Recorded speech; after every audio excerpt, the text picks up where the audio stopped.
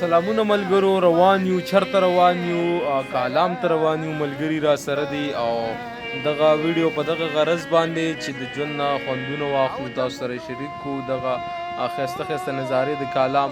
نو دا اوس مونږ د کالام ته بالکل نږدې یو او چې کله مونږ ورسو نو تاسو ته به ښایو چې د کالام ښکلاګانې څنګه دي او کالام د خپل موسم په وجه باندې ډېر زیات مشهور دی. نو دغه د کالام بازار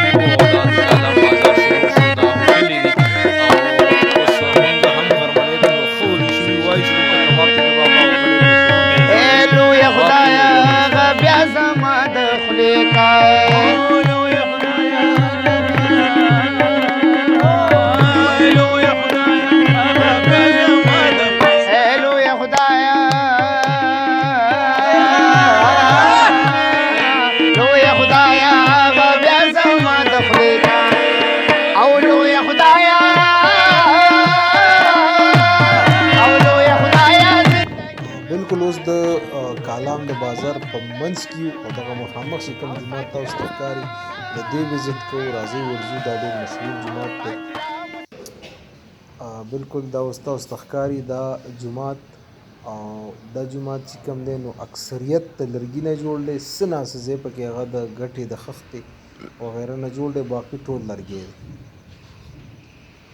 دا تاسو ته اوس ښکاري دا د دې چې کوم مین چې ورته بیم وایو نو دا چې کومه ګلکاري پکې تاسو ته ښکاري دا هم په یو لرګي کې سراسر شوې ده او دا چې کومه تاسو ته پیلر ښکاري نو دا هم د لرګي دی. دا یو لرګی دی، تقریبا د دې نه به د 3-4 کسانو لاس ډېر په مشکله باندې تاویږي.